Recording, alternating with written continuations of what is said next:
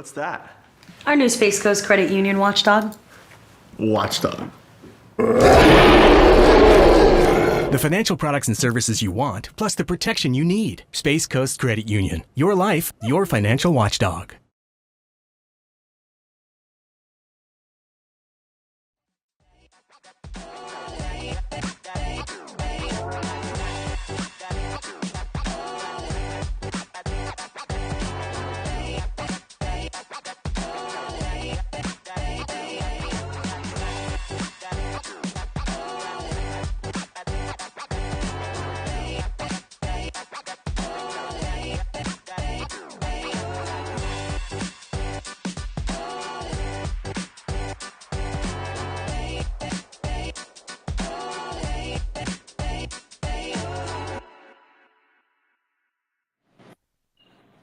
Tua is back, and hopefully all will be right in Dolphins world for this week's game against the Arizona Cardinals. What is up, Dolphins fans? Welcome to this week's edition of Dolphins Deep Dive with Perk. I am Chris Perkins, your host, your Miami Dolphins columnist for the South Florida Sun Sentinel. That is David Furones, your Dolphins writer for the South Florida Sun Sentinel. And before we go any further, look at this. Bam, baby. Voted today. Look at that. Look at that, baby. So, yeah, there we go. There we go. Furones, say hello to the folks, man. What's on your mind today? Hey, what's up, Perk? Yeah, I got to get out and vote. I did just come back from Indianapolis last night, so I have not yet, and I was just gearing up for the show, but I'll make sure to do that. I think I should. Yeah, I think, why not? I mean, yeah, why not? You know, then shake things up. Shake things up, baby. It's not all football going on here. That's right. There's some pretty important things going on in our country. That's right. There are. Hey, thanks to all of our viewers. As usual, we invite you to leave questions, comments, and thoughts in our live chat, the best place to get intelligent Dolphins talk. I'll remind you, if you miss any part of this show, you can catch the podcast on Amazon, Spotify, wherever you get your podcasts. I also invite you to participate in our weekly Dolphins poll at sunsentinel.com. This week's question: how much can the return of Tua Tagovailoa salvage the season? And finally, we invite you to subscribe to our newsletter, Fins Flash. You can subscribe to that with the QR code that is being shown on the screen right now. It's a great way to keep up with everything that myself, David Furones, and Dave Hyde write about the team all week long. Okay, let's talk football and let's talk Tua. We've got a big situation here with Tua. We can go from testy Tua that we saw on the podium yesterday. We can talk about the offense and its problems. We can talk about Tyreek and his frustration. There's a lot to talk about here with Tua. We'll also discuss Mike McDaniel and whether he has a firm handle on things. There are the targets, or the lack of targets, for Tyreek and Jalen Waddle. There's penalties. There's special teams concerns. There's a backup quarterback situation. It seems like there's a lot of slippage going on in the Dolphins organization. And finally, look, you know we can't do a show without our Furones bonus. We like it so much, we even might do a double today. So be aware, baby. Hats on a swivel, and we will also have our predictions for this week's Dolphins-Cardinals game. By the way, I just happened to look. I'm in the lead at 5-1. This is unprecedented. I'm usually last in those predictions. So, Furones, you're doubting, like, with predictions? Yeah, that's what I just saw. Didn't you just pick the Dolphins to win in Indy? And you weren't undefeated before that. I'm 4-2. Wait. This keeps changing. Hold on, because I definitely. No, look it up. I was just talking about this before the show. Okay. Well, I think I'm 4-2 then too. So what's the big deal? I was surprised. I was okay. I will. Okay, we'll figure this out before the show is over. We'll figure this out because I thought I was. Yeah, I was taking that one past me to the viewers, huh? Like. I didn't know you were paying attention. I thought you were asleep. I gained the game on you, and you're propping up your I'm losing, so I won. All right, we're gonna check on this. Yeah, but your prop bet though, you hit your long shot. I did hit the long shot plus 2,500. I wish I would have bet it, but who knew? Who knew it was gonna hit? Really? I mean, what was it? Jonnu Smith first touchdown. Yeah. What a Yeah. call! What a call by you. After I've missed on Jonnu Smith touchdown, I predicted it in previous games when he wasn't doing anything. Right. Now I'm if actually, you pick him, then he yeah, does. I'm actually going to do the right thing and give Mike McDaniel the credit for that. How about that? How about Yeah, that? calling the play. And Teron Armstead and Aaron Brewer for Yeah. the block. Yeah. I'll let them share my glory. I'll let them share my glory. All right, folks. As we always say around here, there's an ocean of possibilities. Let's dive in. All right, Furones. We have a lot to digest with this Tua situation. There was defiant Tua. There was Mike McDaniel saying, don't expect Tua to be a savior. In the last 8 games that Tua has started, the Dolphins are 3-5. Tua has 8 touchdowns and 8 interceptions. So maybe that savior thing might be a little, the expectations might be high if you're thinking that way. The offense was struggling when we last saw Tua, right? Everybody's playing the 2 deep safeties, and they're taking away those deep throws to Tyreek and to Jalen Waddle. Also, Tua says he's not going to wear the Guardian cap. Furones, I'll throw to you. You can start anywhere you want because you can go in a lot of different ways with Tua. But what do you make of the Tua situation? Sure. Yeah. Let's just start that he's coming back. And I think we're seeing a Tua, judging by that press conference, who's clearly determined to get this turned around. For one, you mentioned he's testy, maybe a little bit feisty, angry about something, about maybe the attention he's received over, maybe a little bit over the IR decision and him having to wait so long when he hasn't felt symptoms. He said the team is acting in his best interest, but think about how frustrating it had to be for him, how helpless he must have felt watching this once prolific offense average just 10 points per game without him for those 4 games. And now he has to dig this team out of this hole when there are a lot more issues than just a quarterback play. Like Mike McDaniel said, don't count on him to be that ultimate savior to fix everything. But even just average quarterback play could have won the Dolphins the Titans game and the Colts game. And this team is probably looking at 4-2 instead of 2-4 with just that. And then, you know what, Furones, I think that the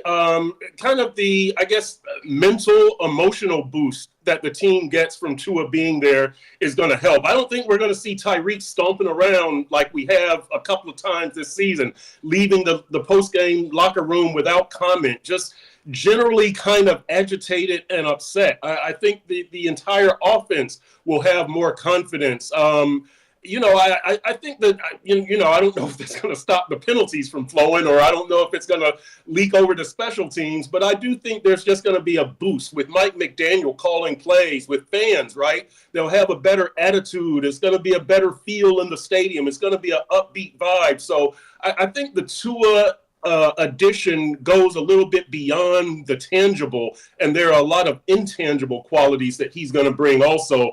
I'm looking forward to seeing the entire boost.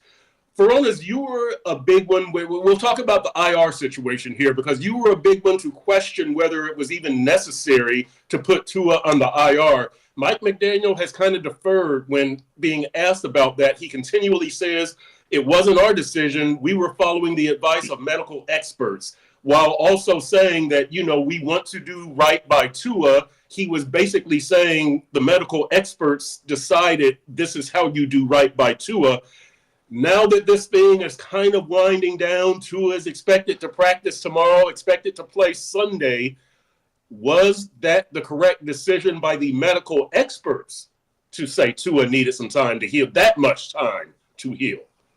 Yeah, and I'm not going to question medical experts and what they're reading in what they're saying. But when it comes to the IR decision, and I've stated my opinion. I'm not going to take a victory lap because the Dolphins ended up losing that final game with him on IR when he had. And we do now know he has been symptom free though for a month and a week plus.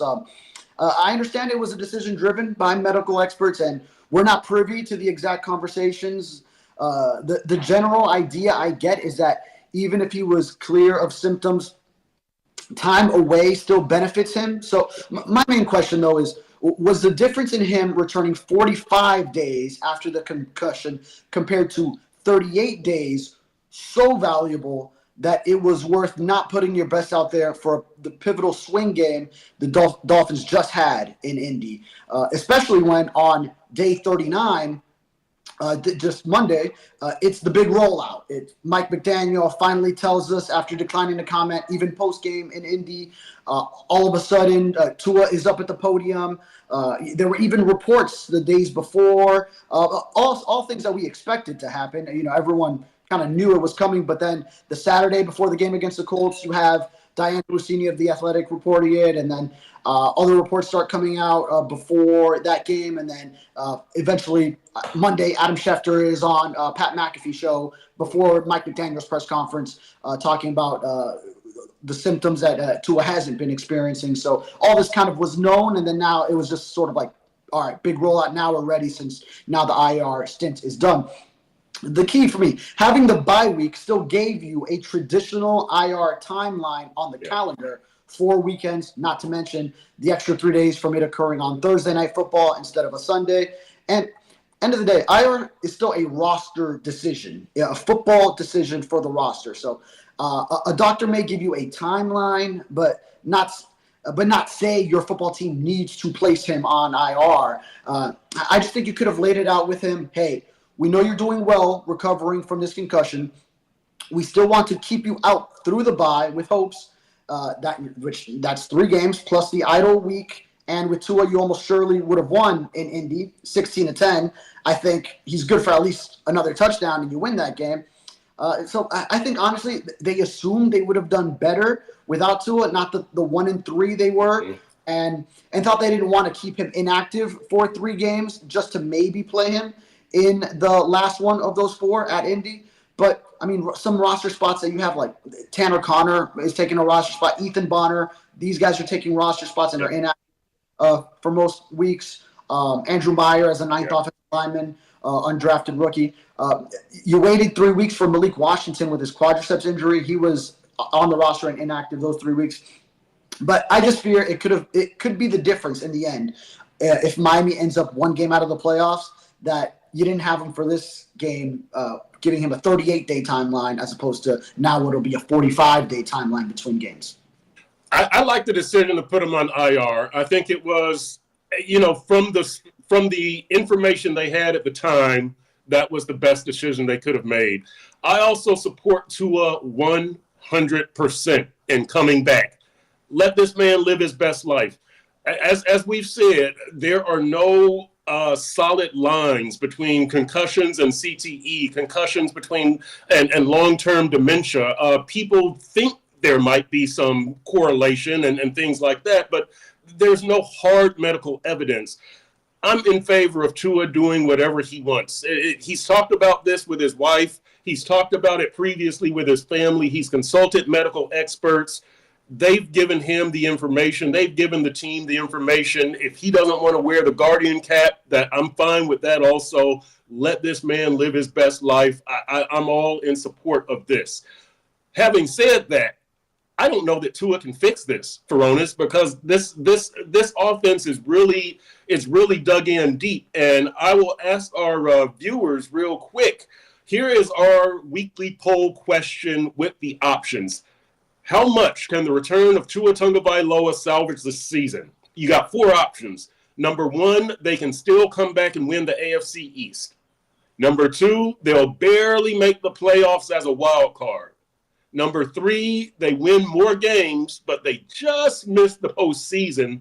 And then number 4, the 2024 season is doomed regardless. I will tell you this, Furones, I still expect this team to contend for 9 or 10 wins. I think they should. I really, looking at the schedule, this is going to sound really stupid, but it's not the first time I've sounded stupid. Their season could come down to that final game against the Jets. I could see them going into that game at like 8-8 or maybe, 9-7 or what, something like that. And, you win and get in. 9-8 maybe might get you in this year. They're down a couple of tiebreakers with Buffalo and Indy, but we'll see. But I do expect this team to be there in the end. What do you think long term, and what do you think the return of Tua can do to salvage the season? Yeah, well, first, on the Guardian cap, I wish Tua would come back with it. And I know, listen, we're not here to go and make decisions for him. No one needs to be telling him whether he needs to retire or should keep playing. That's his choice. I'm all for, obviously, him continuing to play, especially when the doctors have cleared him. My understanding from quick research is I think it's 10 to 15% improvement in diminishing the risk of concussion that a Guardian cap can provide you. I had the number in the notebook story on Devon Achane actually being the first Dolphin to wear it Sunday in Indianapolis after he did not miss a game from his concussion suffered the previous game before the bye week against the Patriots. So I'm a big fan of Achane choosing to wear it, especially when what he told me was it was his mom. His mama knows best. She's the one that wants them to wear it. So he's not going back and forth with his mama. So he's gonna go wear it. So good for her, good for him. I would like to see Tua wear it, but hey, personal choice. That's his decision to make. So, but. Yeah, long term for the Dolphins and for this season, or let's start with this season.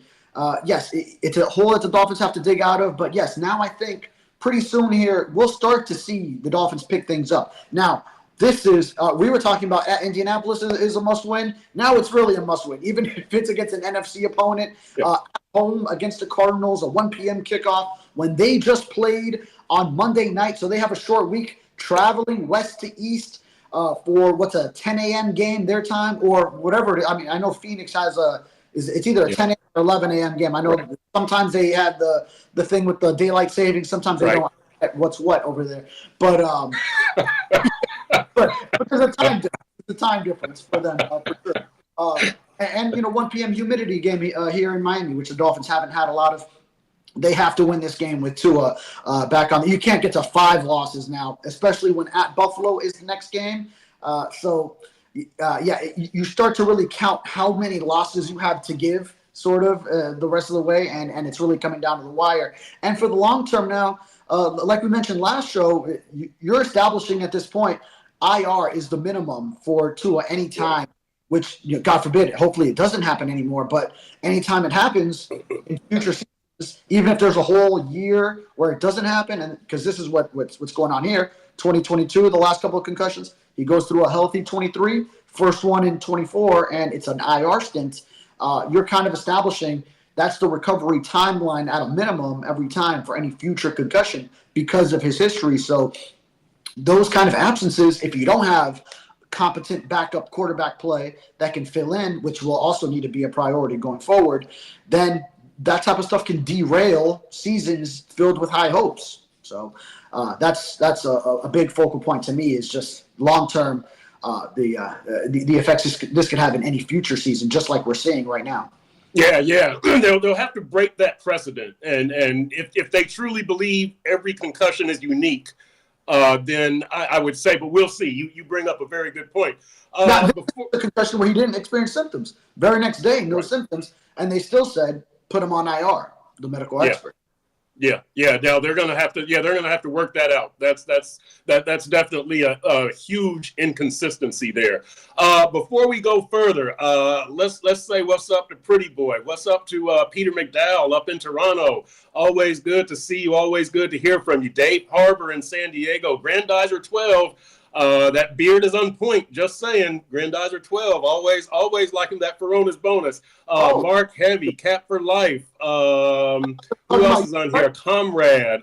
What's up to everybody? Ender Fireplays, YZ, Dana Bice, Billy Batson. Who else we got on here?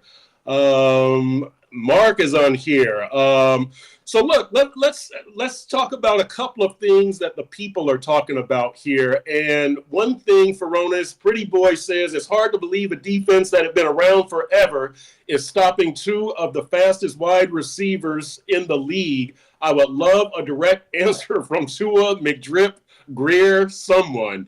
Yeah, I kind of like that. But listen, the idea that a defense can take away both wide receivers, Furones, we know that they have 40 carries, so that takes up some of the ops. We knew they went to Jonnu Smith. That takes away some other opportunities for Waddle and Tyreek. Boy, but just 4 targets. That's got to change, right? You cannot have that happen once again. You've got to take shots over the top. When you run it 40 times and you have 188 yards, right, I believe that the defense at some point is going to have to start cheating, right? They're going to have to start putting that 8th man down in the box. That's when you go over the top. And even if Tyreek or Waddle is not totally open, try for the pass interference. Try to keep those guys happy. Try to keep the defense honest. Like, this is your best way to score touchdowns and to get points. I understand the run game was going well. You've got 81 carries the last 2 games. My hat is off to you, but you only have 25 points. That's not going to win you games. It's going to keep a balance in the offense, but it's not going to get you touchdowns. If I'm not mistaken, last game in the red zone, 4 carries, 11 yards, and a lost fumble. It's not going to get you touchdowns. It's going to get you yards, but not touchdowns. So you've got to take some shots over the top. And I say that, and Alec Ingold has a rushing touchdown, but you've got to take some shots over the top. That's what I think about. There's no way that a defense can consistently stop those 2 guys for this long of a period of time. Yeah, Perk, I wrote our grades file for the Dolphins-Colts matchup, and when I got to grading the pass game, then I started saying, Coach Mike McDaniel, we wanted you to run the ball. We wanted you to highlight John Smith, but we didn't want it to come totally at the expense of phasing Tyreek Hill and Jalen Waddle completely out of the offense. Right. So there's still got to be some balance. Like, yes, we do want that running game that we saw in New England, but still, you have to incorporate that. And I know he has a lot of playmakers, a lot of weapons to give opportunities. It's like a basketball coach that has so many shooters, so many scorers that need to rhythm, and there's only one basketball to go around. There's only one football in this game, and when you have everyone healthy with a team that has so many talented playmakers, and you want to emphasize the run game, then it's difficult to find opportunities for everyone. But that should be a good problem to have, not such a challenge. It should be something that works and works for better than 10 points per game for these last 4 games. So still, regardless of what quarterback is in there, so many quarterbacks in the NFL would kill to get to have Tyreek Hill and Jalen Waddle and have a Devon in the backfield. And the run game with Raheem Mostert and Jalen Wright wasn't incorporated until later on, and we saw how good he was running the ball too. So, Jonnu Smith, who did get all his touches in the pass game, but Tyreek Hill and Jalen Waddle have to be part of this offense. Tyreek previously had the lofty goals of 2,000 yards. He's not even on pace for 1K, not alone 2K this year. Yeah. And let me tell you this, Furones, my frustration with this offense, coming out of the New England game, my main takeaway was, nice job with the run, but if you were playing anybody else, you would have lost. Well, last week they were playing anybody else, and they did lose. And how you came out of that game thinking Raheem Mostert is the answer as opposed to Jalen Wright, I have no freaking idea. Jalen Wright is moving the pile. He's running aggressively. I know he's a rookie, but he's running between the tackles. This dude is doing good things for you. I'd have fed him the ball way, way more. I mean, 5 carries, right, and 6 snaps. That's just not good enough. That is not good enough, Mike McDaniel. By the way, I will compliment McDaniel on this, however. We both saw the snap counts, Furones, and we saw that I think Ingold had 37 snaps out of 62 offensive plays. Tyreek and Jalen Waddle played like 90% of the snaps, which tells me they were running from passing formations, right? That Ingold isn't always out there, and I like that. I like keeping the defense off of their toes. I like having the defense with those 2 high safeties, right? And they're thinking, well, Tyreek and Waddle are out here. They're definitely not passing the ball. I mean, they're definitely not running the ball. And bam, you hit them with runs and you hit them with runs, but you still got to go over the top. So I do like that Mike McDaniel was running out of a lot of passing formations, but I would like to see some more of those shots over the top. Yeah. Jalen Waddle was asked, because he did come to the podium, when post-game, Tyreek Hill did not speak with reporters. Jalen Waddle was going to go down that same route, but did end up going up to the podium before the team flew back to Miami on Sunday. And he was asked, what did you do when you're not getting involved in the pass game? It was one word: block. Yes, you need to block it when the team is running the ball so much, but Tyreek Hill and Jalen Waddle are here to make plays, get fed the ball. And yes, it's nice when they're blocking when the team is running so much, but let's get them the ball in their hands. Let's have other people block for them too. Yeah. So look, it's good that Tua is back, but that leads us into segment number 2. Does Mike McDaniel have a good handle on things? And it's good that Tua is back, but is that going to be enough? This offense is struggling in many ways, from just lining up, right? We see a lot of illegal shift and illegal motion penalties. I think they still lead the league in holding penalties. We've seen a lot of penalties overall. We see the backup quarterback situation is not good. Tyreek is not happy. Special teams are leaky. There's a lot of issues with this team. And by the way, when we talk about getting the ball to Tyreek and Jalen Waddle, part of that is the backup quarterback. Part of that is also coaching, though, right? Like, you've got to just tell them to throw that ball. Like, they're holding the ball. You can see parts where Snoop, right before their break, when Tua would throw it, Snoop is just waiting a little bit too long, and now the opportunity is missed. You've got to coach them to throw that ball. You've got to coach Tim Boyle for situational awareness. I'm not sure Tim Boyle knew that it was 4th down on that last play of the game, that last offensive snap. He threw it so far out of bounds. You're an NFL quarterback. You can't just overthrow Malik by that much, saying you're only giving him a chance to catch the ball. Nobody could have caught that ball. So, how much of that is coaching and how much of that is players when we're talking penalties, when we're talking Tim Boyle, things like that, Furones? Yeah, and you mentioned Tim Boyle, that final play. I did ask him about the final play post-game in Indy, and it didn't occur to me until later that maybe that could have been a question to ask him is, did you realize it was 4th down on the play? Because it looked like a throwaway, really. Yep. He kind of answered it with how he described that he was trying to put it in a spot where only Malik Washington, and I think he mistakenly said Reek, maybe heard Reek, but he meant Malik. Yes. But just putting it in a spot where only he can catch it. No one can catch it. I think someone in the first row at Lucas Oil Stadium along the 20-yard line better than Malik Washington. I did see in a group text with friends that someone was watching on Red Zone, and I think Scott Hansen had mentioned he must have not known it was 3rd down. It was 4th down instead. It didn't occur to me in that moment. Wait, you were aware it was 4th down, but I think he would have stuck with his answer, like, I just tried to put it in a spot where only he could catch it and missed. But you're right, Perk. I mean, the offense it's no excuse that it's just Tua missing, and then it just completely goes off the rails like this. Yep. Sans one drive in New England. That other touchdown that the Dolphins scored, but boy, just to go that long. I mean, when Huntley threw that touchdown to John Smith, which was a screen and then it's yards after catch, that was the first passing touchdown the Dolphins have had since the last one came from Tua, and he's been gone for more than a month now.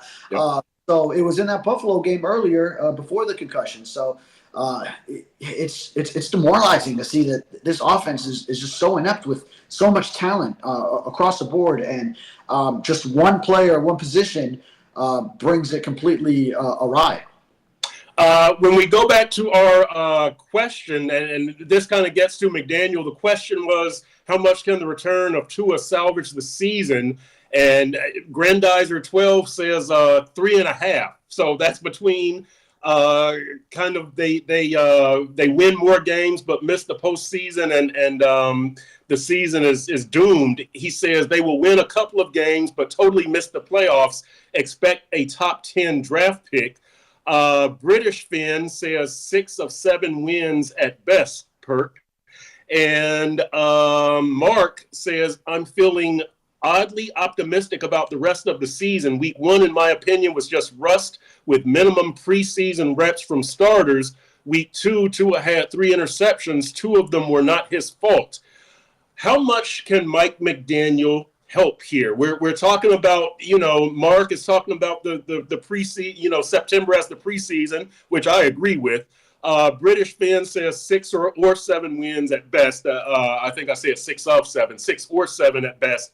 And then Grandizer 12 is saying they totally missed the playoffs and expects a top 10 draft pick.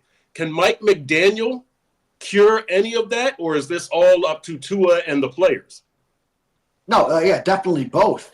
Mike needs to put this team in position to make plays, get his playmakers in those spots. So stick with the run game. So now we're all talking about Tyreek Hill and Jalen Waddle. I know we always react to whatever's lacking, but you see, like in that Patriots game, which was a win, even though it was ugly and they only scored 15 points and really only had one really good drive. It was that they had both, because Tyreek Hill and Jalen Waddle did get the ball, not to the extent that they would when Tua was in there, but they were involved. They both had at least 4 catches.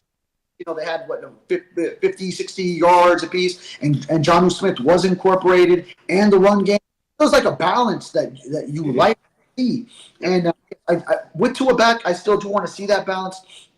And I think Tua will be better in finding Jalen and Tyreek, just having that chemistry now, year 3 with all of them together for Tua and Jalen Waddle. It's many more than that, considering going back to Waddle's rookie year and time together at Alabama. So I think there's a lot of chemistry and rapport, and maybe now Odell Beckham Jr. can get involved a couple weeks in with this offense. But now having Tua Tagovailoa, granted, Tyler Snoop Huntley is someone that he has played with in the past, so that shouldn't be an excuse. OBJ did have a drop, sort of hearing footsteps. He would have been led over the middle into a defender, so a dangerous throw that Huntley set him up for. But still, kind of protecting himself, he did drop the ball.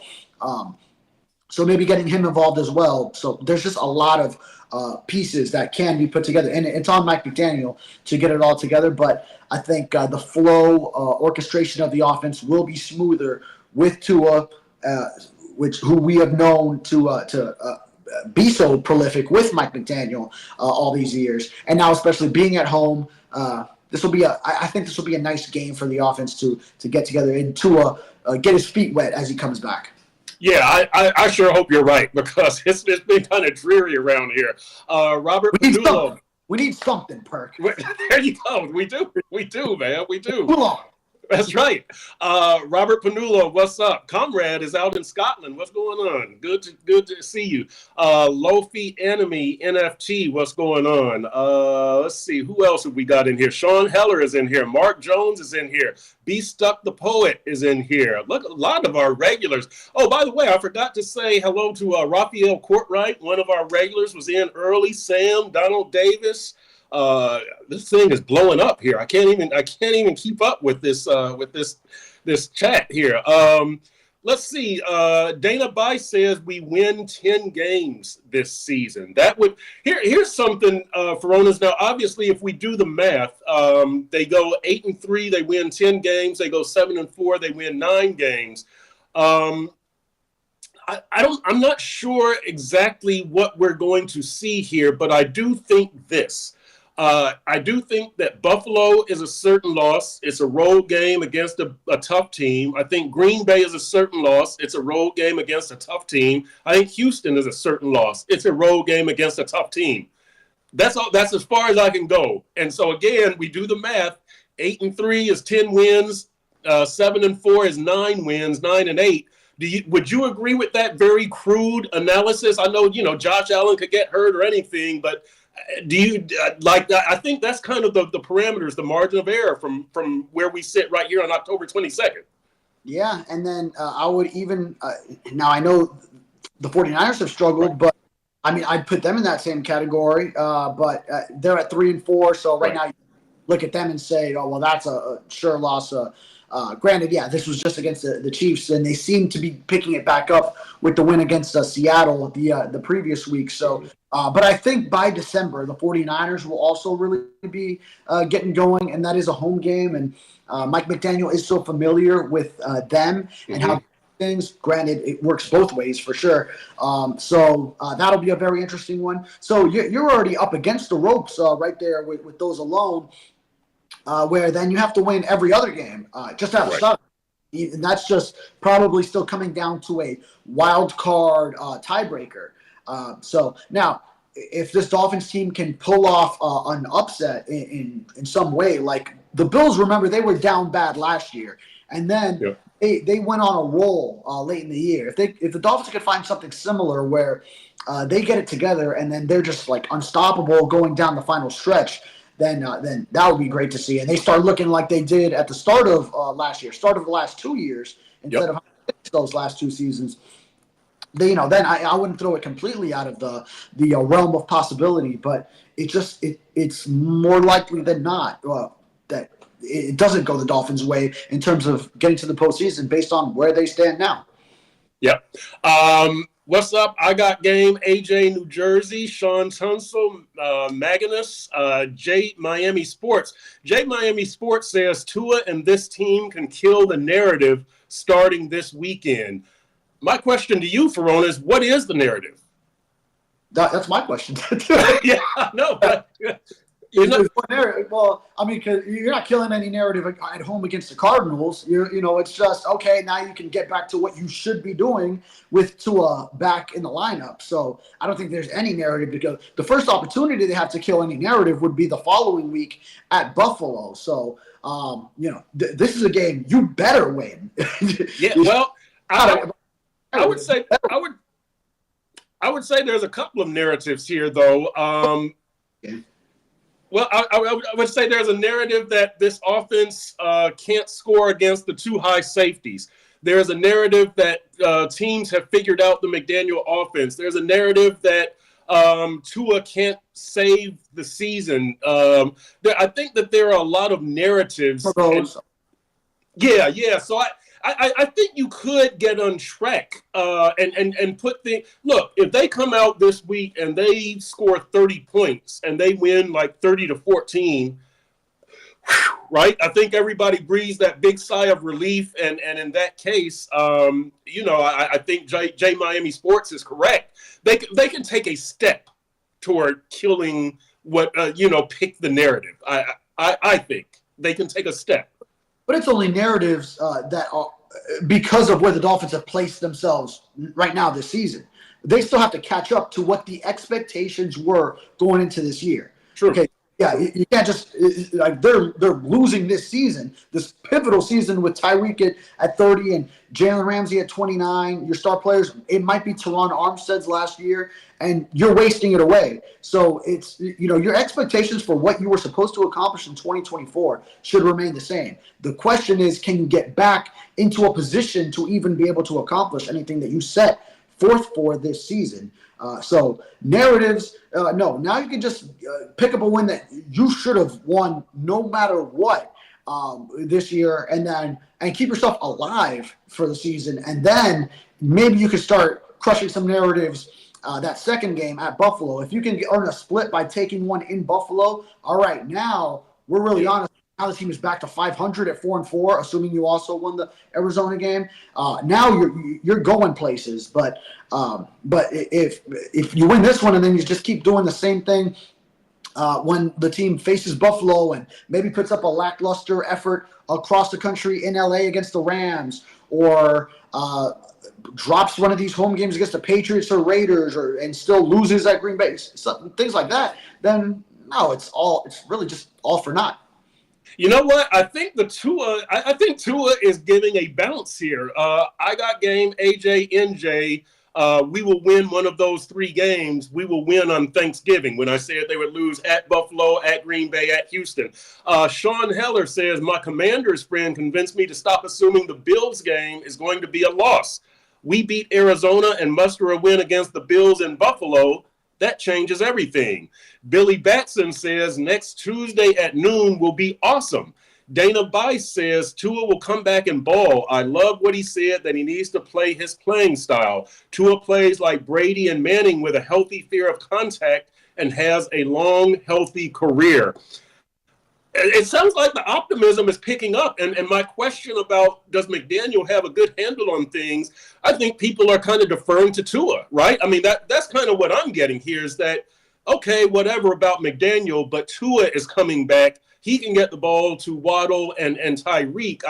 I think that's kind of what I'm picking up, although, Fleming Law says playoffs. Are you kidding me? Playoffs? I just hope we can win a game. But, I think there is some Tua optimism out there. Jim Mora. Right. Exactly. Yeah, after we just the Colts, after the Dolphins. Yeah, appropriate. Here, let me ask you this, Perk, because I was seeing this question pop up on social media, and we both agreed Tyreek Hill, the most valuable player. The season's past for the Dolphins.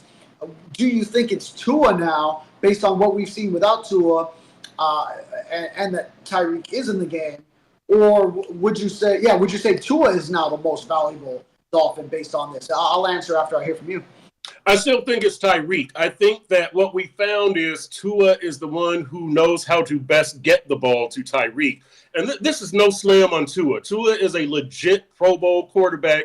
He does things that nobody else can do, right? So I give credit to Tua. I just think more credit should go to Tyreek because he's the one who really puts the fear in defenses.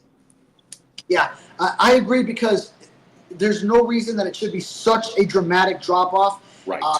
It's the quarterback play that the Dolphins have had specifically and also the system maybe should be simplified for some of these backup quarterbacks. I think it just gets very confusing for them. But just you think about these quarterbacks like there's always like these like WAR in baseball, wins above replacements. Right. Like the Dolphins backup quarterbacks, if they're that replacement, they have been so far below replacement level quarterback play. So I just feel like that's where the drop off is that the backup quarterbacks haven't been what a replacement level quarterback should be, especially when you have a guy like Tyreek Hill, who is said to be the number one player in all the NFL as voted on by his peers in the NFL top 100 this preseason. Yep, he is, or he was. I guess he still is right now. Before we get to the Furones bonus, in talking about the narrative, Comrade says the narrative is we are a soft, injury-prone team that lacks discipline with a head coach that couldn't call a game of bingo, never mind a play. I know. What? Right. What? Letter and the number, right? Yeah, bingo catching us straight. Yeah, right. If you don't bingo right, would it just be like you say B64, which doesn't make sense on the bingo card? I don't know. Yes. Apparently McDaniel cannot do that, according to Comrade. Billy Batson says the season is over narrative. Sam says, or Peter McDowell says, narrative that our team is too soft and folds in the second half of big games.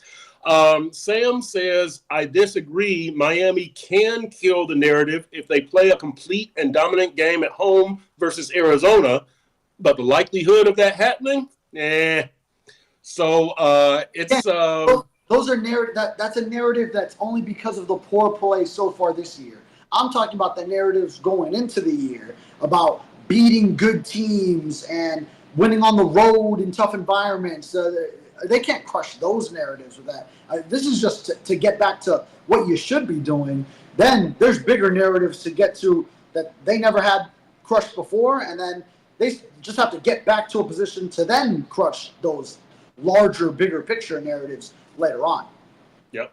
By the way, J Miami Sports checks back in and says, I left it open to interpretation because there's too many narratives. All right, that's fair. Yeah. That's fair. P Double, what's up? Who is this? I'm a local fan. Oh, I'm a local fan. I got it. Matt Newton, what's going on? Local or local? Local Amolokofan. I'm a Loco fan, so it could. Yeah, I guess you could. However, yeah. Okay. However, Crazy and I know. Yes, it is, but I like it. Let's see. Francis Ghazi Albayeti. Anyway, thank you.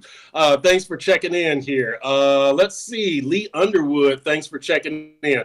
All right, look, we'll get back to these, but we got bigger things to do right now. You know what we do at this time every week. It's one of the top 4 segments on this 4-segment show. It is the Furones bonus. Oh, the Furones bonus.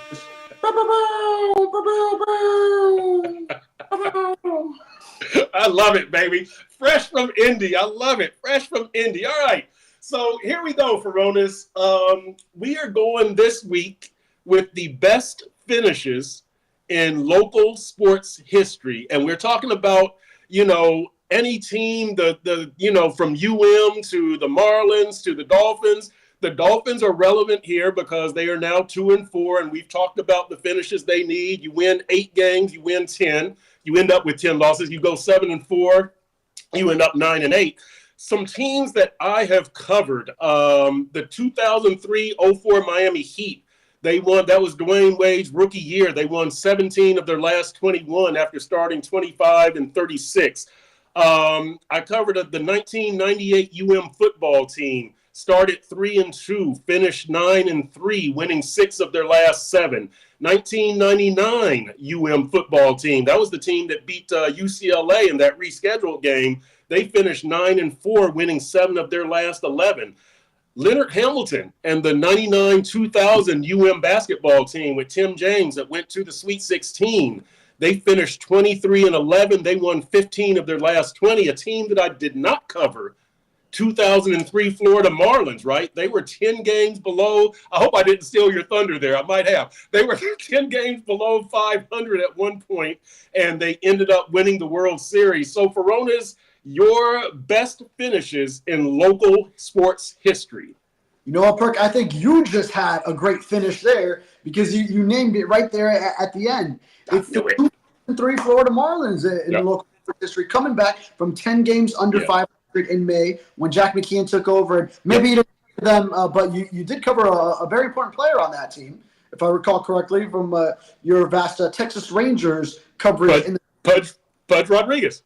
Absolutely. And so from that point in May, they had the best record in baseball, made the postseason as an NL wild card, beat the Giants in dramatic fashion in games 3 and 4 of a 5-game LDS at Pro Player Stadium, coming down to the final at bat both times with your boy Pudge at the heart of both finishes. I was way up there in the by the right field foul pole. Couldn't tell when he was fighting off pitches if the ball if he had struck out or if he fouled him back. But then I did clearly see that base hit to right field that drove in the tying and game-winning run. And then Game 4 was when he made the play at the plate, holding onto the ball, JT Snow coming crashing in, and the epic image of him holding that ball So dramatic finishes. Then come back from down 3-1 to the Cubs as they're trying to reverse their curse.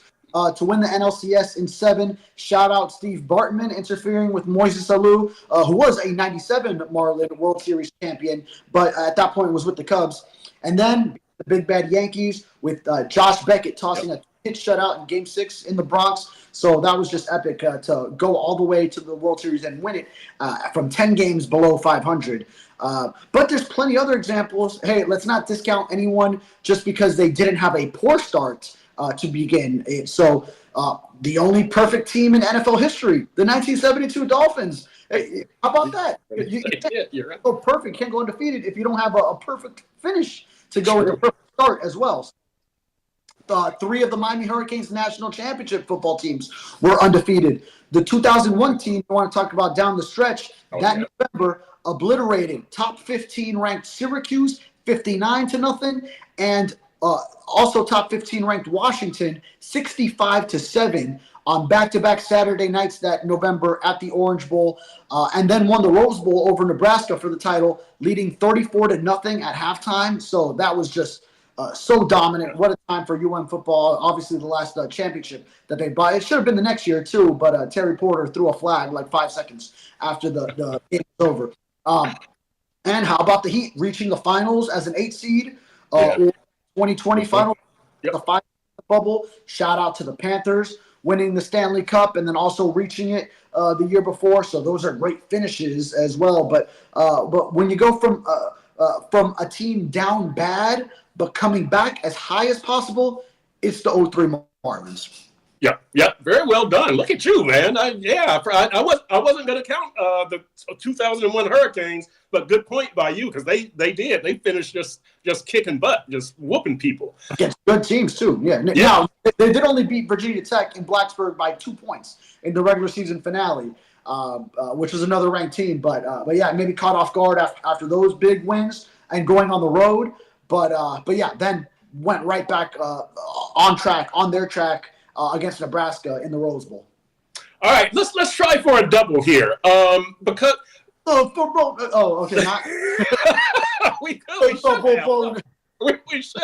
we should have done the double. The Furones bonus. There we go. Abbreviated. All right, Furones, with Tua being out and Tua returning, we're going to talk the most impactful absences or returns in local sports history. Bob Greasy in 1972 could go either way. I mean, that was an impactful absence, but Earl Morrall came in and he did a good job, and then Greasy returned and finished the job. Dwayne Wade, 2005 Eastern Conference Finals against Detroit. The Heat is up 3-2. Dwayne has a rib cage muscle injury, misses game 6. Detroit evens the series. It comes back here for game 7. Dwayne is still limited. Detroit wins. That injury absence hurt. The injury slowdown hurt. What about Tua in 2002 and this year? The absence and return. Oh, I'm sorry. Dan Marino, 1994, comeback player of the year, coming back from the Achilles. So most impactful absences and or returns in local sports history, injury absences or returns. Yeah, well, start off with the Dolphins options. I mean, Dan Marino winning comeback player of the year comes to mind, especially with the way the 93 season ended. That was tough, but and of course Marino came back, that epic game against the Patriots and Drew Bledsoe, which the Dolphins actually covered. Dave Hyde had a lot of great quotes from covering that game and that comeback from Marino. So that was a cool video the Dolphins put out on that game. Now, Bob Greasy's return in 1972, we keep in mind the Dolphins were still undefeated under Earl Morrall, so yes. Still a well-oiled machine regardless of who was at quarterback, so I won't go that route. Going with the Heat, I'm thinking of Chris Bosh in 2012 in the postseason. He gets hurt in Game 1 of the Eastern Conference semifinals against the Pacers. The Heat then, after winning that first one, go down 2-1. They need LeBron and Wade to go bonkers to bounce back with a couple of games in Indiana, where I just was actually. With Wade also getting his knee drained in Game 3, he looked awful. That game, he looked like he was already like close to retirement based on what we were saying. And then he gets that knee drained, and now he was back to vintage D Wade. Then next series, the Celtics win the middle 3 with Bosh coming back in Game 5, his first game back, and they start revealing that corner 3. Bosh hadn't really been hitting and shooting 3 that much, but then just that little loophole that the Dolphins, beat through to the Celtics, that added a little caveat that then I know it was LeBron going off in the Garden in Boston in Game 6, 45-point game, but I think it at least had the Celtics playing him honest more, and he was a lot of just one-on-one and hitting those fadeaway turnaround jumpers, and he was just on fire. But it just added a little. It gave the Heat a little bit of a boost, I feel. And then obviously they go on to beat the OKC Thunder in 5. So I think Bosh provided a big boost. They needed the whole big 3 in order to win that first of their back-to-back titles. So I might go that route with Chris Bosh, but also.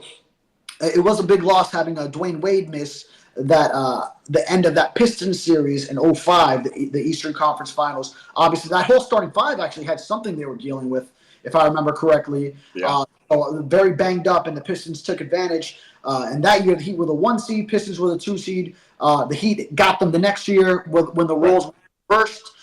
So you just wonder, even though maybe Wade needed some more time competing in the postseason, seeing a defense like those Pistons, which were so tough to go against, and he was more ready for it the next season, and also different weapons when they added Antoine Walker, Jason Williams, Gary Payton was with the team, James Posey year. So maybe a lot of the pieces that they needed with growth from Wade and Udonis Haslem, along with obviously the centerpiece that brought the Heat up to contention for that run when they traded for Shaq. Yep. All right. So Raphael Courtwright says the Jags in 2022 started bad and still made the playoffs. Rob says 1992 Chargers started 0-4 and finished 11-5 and made the playoffs. I got game. AJ NJ says 1972 Dolphins had a great backup quarterback, Earl Morrall, RIP. Lo-Fi Anime NFT says Ricky Williams returns. That's a very good point. Billy Batson, this is classic. So bad we're doing a Heat deep dive. So I kind of like that. I kind of like deep dive. That's right. Yes, Heat and Marlins. That's right. Exactly. Season is tipping off this week too. They are. Tomorrow. Yeah. So how about that? All right. It is prediction time, Mr. Furones. Prediction time. Dolphins against the Cardinals. Who you got? I'll go first. We got to clear up this score controversy too. So I'll look for that. I'm taking Dolphins 24, Cardinals 20. I'm thinking that they do get this offense going, and not that 24 points is getting the offense going. Yes, exactly. If they score 3 touchdowns, I think they might get a parade. So I'm going to go Dolphins 24-20. Yeah, I'm right there with you. Kind of. I thought of. I had access to your score first, so I had to just pick something different. I think the defense holds them down a little bit better. So I'm going Dolphins win 23-17. So maybe not 3 touchdowns, maybe 2 plus 3 field goals, right? That's how you get to 23. Yeah, and then 17 points. I think that's a good number for the Dolphins defense, which has been very good good against the pass. Continued that very good on third down. So I see it happening. Maybe they get Emmanuel Ogba back. Maybe Javon Holland comes back. They already got Jordan Poyer back. And I think although he had that interception go through his fingertips and gave up a big pass play, he was good in that game, a lot of tackles. Now, probably if so many tackles are going to your safety, that's because in the run game, you're letting guys get to the second level. Yep. I mean, they're pretty much exclusively running the football. They only completed, 10 passes. So a lot of those tackles, if Kendall Fuller and Jordan Poyer have a lot of tackles, it's because running backs are getting to the second level. So that wasn't a great thing. I need to see the Dolphins get better against the run because the Cardinals do have James Conner over there, and they're feeding him. Yep. And they get him involved in the pass game too, so that's something to watch out for. Marvin Harrison Jr. over there, he just came back from concussion. He was playing in that Monday night game that we just watched against the Chargers, and by the way, it won last second too. But Marvin Harrison, got to look out for him. But with the Dolphins having their secondary healthy, I like Jalen Ramsey to go and give Marvin Harrison Jr. A rough go at it. I think he'll have, as a rookie, he's kind of halfway through this year, but he's going to get kind of a nice rough, welcome to the NFL introduction if Jalen Ramsey is shadowing him and maybe treats him like Garrett Wilson in that Jets game at home last year. I want to see that kind of play from Jalen Ramsey matched up against Marvin Harrison. So, but they got to stop the run, stop James Conner, and keep Kyler Murray under wraps when he scrambles, because that's where he's very dangerous. Yep. And Connor had 152 yards from scrimmage last night, I believe. The Dolphins the Dolphins have allowed every team at least 100 yards rushing. CTFDU, Derek.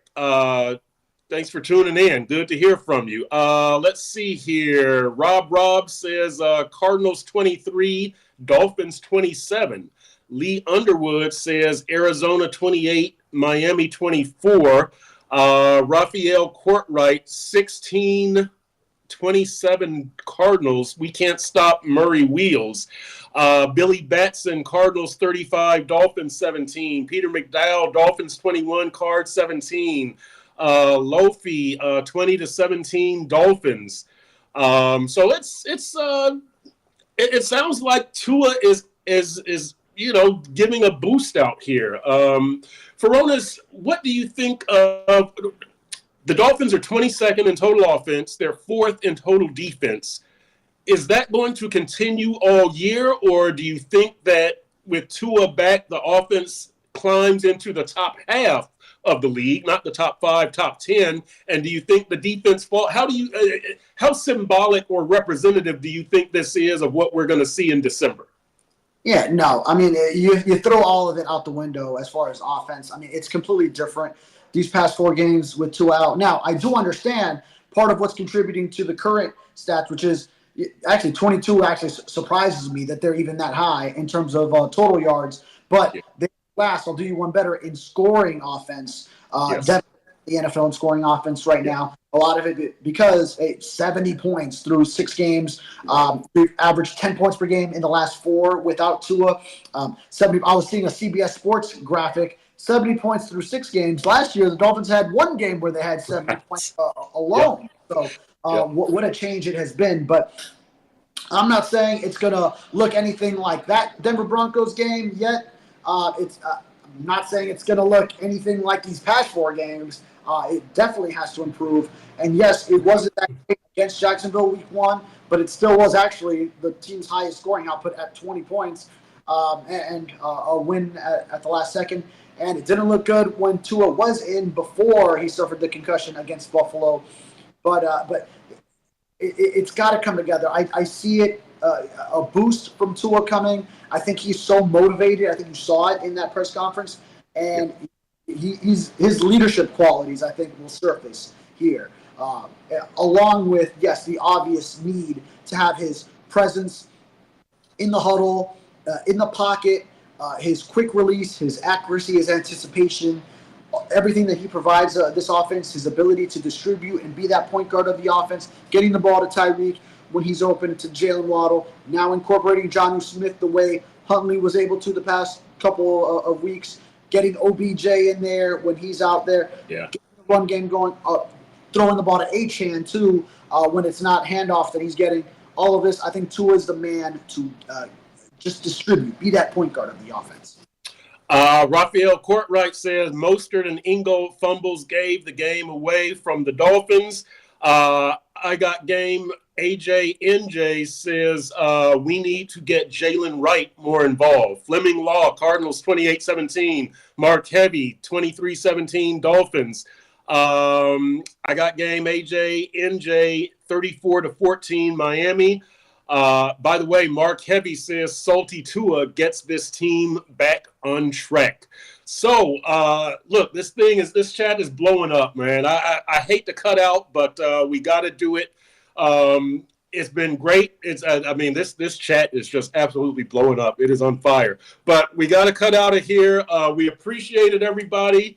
Thanks for tuning in. We will see you next Tuesday at noon. Dolphins Deep Dive, sunsentinel.com.